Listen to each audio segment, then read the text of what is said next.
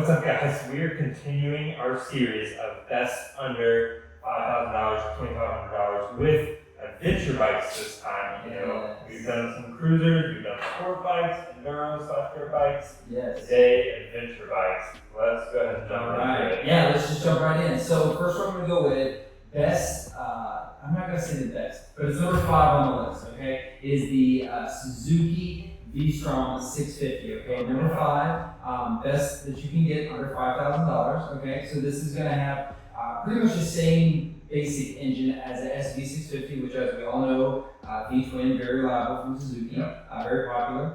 And what's great about this is not only is it inexpensive, but it also has a very low seat height. So if you are looking for your first adventure bike, something that can be pretty intimidating is the fact that a lot of adventure bikes tend to be a little bit taller. So if you get one that's a little bit lower, you're probably going to be more suited. It's probably going to be more suited to a newer rider. And these are reliable, bulletproof. There's tons of aftermarket stuff for them. And so the other thing is that they're also like on the lighter side. I wouldn't say they're like super lightweight, but given the low seat height and the fact that it's lighter than some other adventure bikes, I think it's an excellent first option if your budget's, between $3,000 and $4,000 probably. Okay. So you can come under $5,000. Okay. And then you could spend that extra couple $1,000 on like some mods for you. Yeah, absolutely. Saddlebags, suspension, like whatever you want. Yeah. You got room in the budget. Let's go. Yeah. Let's talk briefly about, what are you looking for when you say best adventure bike under $5,000? What are some things you're looking for? So I think with adventure bikes, probably more than any other, is I'm looking for the full package. Okay, if I'm looking for a sport bike, I'm looking for aggressive suspension and power. If I'm looking for a cruiser, I'm looking for something torquey and comfortable. But on an adventure bike, like you really need it to do all things. You need it to be like hardcore aggressive. I gotta get through the sand. You need it to be like at least somewhat comfortable, because oftentimes you're adventure riding, you go on longer stretches and you need to have adequate ground clearance, and you need to be in a position where it makes enough power to get you out of trouble, but it can't have, it can't be such a high-strung engine that then it's unreliable, because then you're in the woods with an engine that's unreliable, and then it's going to ruin your day. So really with an adventure bike, you are more than any other category, I think you're looking for the complete package. Looking for a balance across. Absolutely. So number 1 on the list, V-Strom 650. Number 2 on the list is going to be the Honda CB500X. This is a parallel twin Honda's offering. Very light bike, very reliable. Obviously, Honda reliability has a pretty significant amount of ground clearance, but what I love about this is the fact that it also has a low seat height, but it does have a lot of ground clearance as well. So a lot of them where it's like you have like a KLR 650 or a DR 650, tons of ground clearance, but you got to be like 6'1" to be like super comfortable. So that's not going to be terribly realistic for a lot of riders. But short kings like me. Yeah, short kings unite. But what I think I love most about this is, even though it's only a 500cc engine, it is a parallel twin. It actually makes more power than a KLR 650, which is like the quintessential adventure dual sport bike out there. So it makes more power, it's lighter, more comfortable for someone who's a little bit on the shorter side, and it has like excellent looks. It's aged very, very well. You can find them all day for under $5,000. Phenomenal choice. You will not be upset with choosing the Honda CB500X. Yeah, like you said, Honda reliability. Yeah. Brings us to the third one. We're going to go with the Honda XR650L. Now this has been the same bike for I think 25 years, but it's been the same for a reason. It's dead reliable. So if you are going to take a tour in the woods, this is something you want. You want it to be reliable. You want to be able to fix it easily should something go wrong. Parts are dirt cheap, but also what probably more than any other bike that we're going to have on this list, it probably has more aftermarket support than anything else out there in terms of suspension and luggage racks and saddlebags and gas tanks. That is the one thing about the XR650L is it does have like a 2.1 gallon gas tank, a little bit on the smaller side. But going back to the CB500X, that one also sticks out to me because I think it has like a 4.5 gallon tank. So it's like straight out of the gate, like you are getting double the range that you're getting from an XR650. However, a lot of people kind of look at the XR650 as more of a dirt bike inspired adventure bike, but it's going to be reliable. It's going to get you home. You can get them all day under $5,000. And what I love about that is you'll be able to ride it for 3 years, put 15,000 miles on it, and you're probably, as long as you buy it used, you're probably still going to be able to sell it for exactly what you paid for it, so long as you don't wad it up in the middle of a tree. Like, that's it. Yeah, it's pretty simple. Like that. Yeah. Like that. Yeah, we like not wadding up our bikes. Yeah. That's the best. Yeah. So with the aftermarket stuff, Yeah. you said you could get like a bigger gas tank for that? Yeah, absolutely. Yeah, and pretty much save for maybe one of the bikes I haven't mentioned yet. You can probably find a bigger tank. But what's funky about some of these bikes and bigger tanks is even if they offer it, sometimes they look really weird. There's a lot, like the XR650 kind of looks a little weird with a big tank. That's why I would lean honestly more towards the CB500X if it suits you more, because it's got the larger tank and it looks proper with the 4-gallon tank. You put a 4.5-gallon tank on an XR650L, kind of looks like a weird camel. Would that affect like how it rides? Because you're adding another like 16. Yeah, I mean you're adding weight. No, like 20 pounds right on top. Well, yeah, so long as the gas tank is full and it's Right. higher up. So yeah, it would affect it, but for most adventure riding, it's probably just a wash. Like you're buying a bigger tank because you need more range, because it's not going to be as extreme. It's going to be a longer ride. Yeah. So that's kind of. I don't know. You don't know what I'm doing on the weekend. I don't know what you're doing on the weekend. You can be doing anything.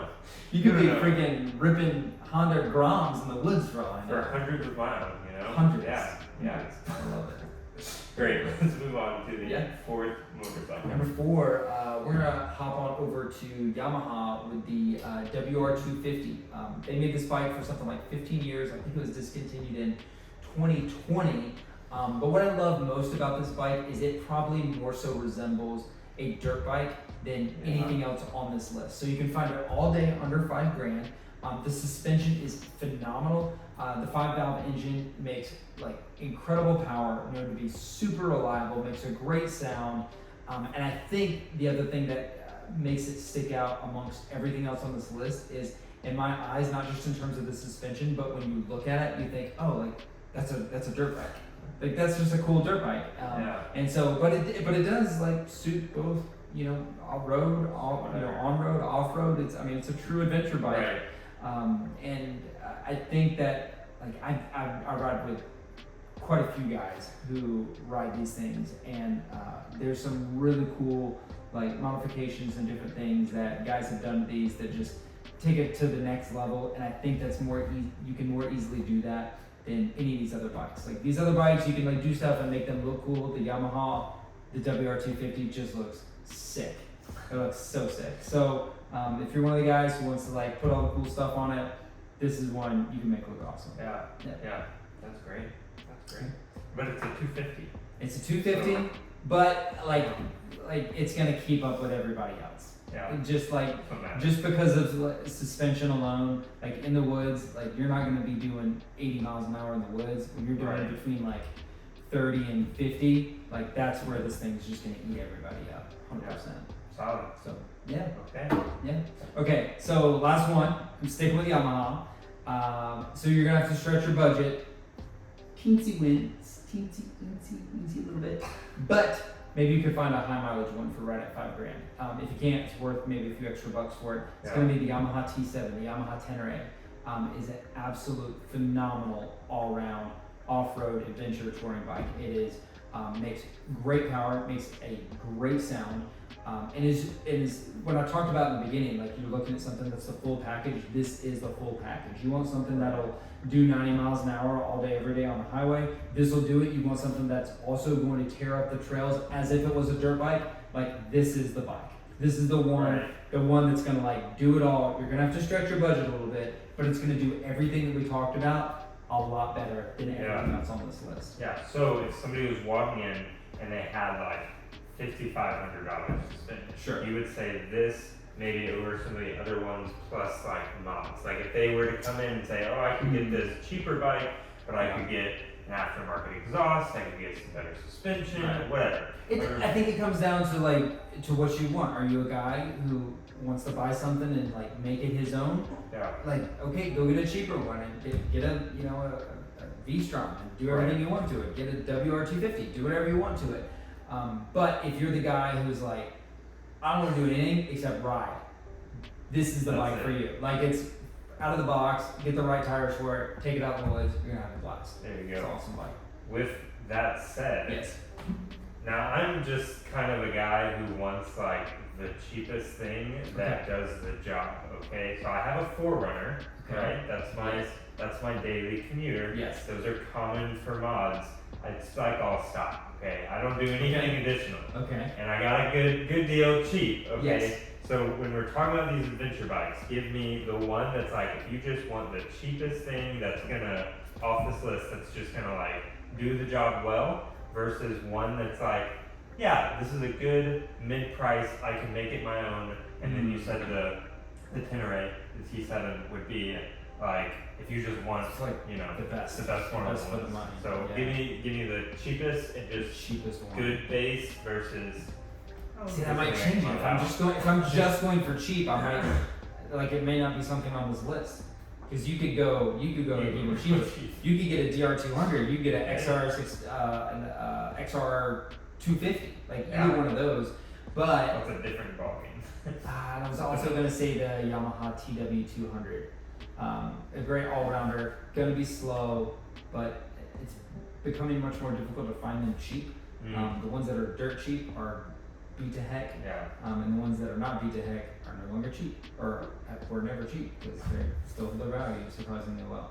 But yeah, okay, so if you want like basic bare bones, never been off road, I want to spend as little amount of money as possible, have it hold its value, and just get me off road, we'll add the TW200. Okay. Phenomenal bike, super fat tires, great in the sand. Here in Florida is where we ride. The sand can be tricky for newer riders, but if you got a tire that's like 8.5 inches wide, you're probably okay. Solid. Yeah. Solid. That's it.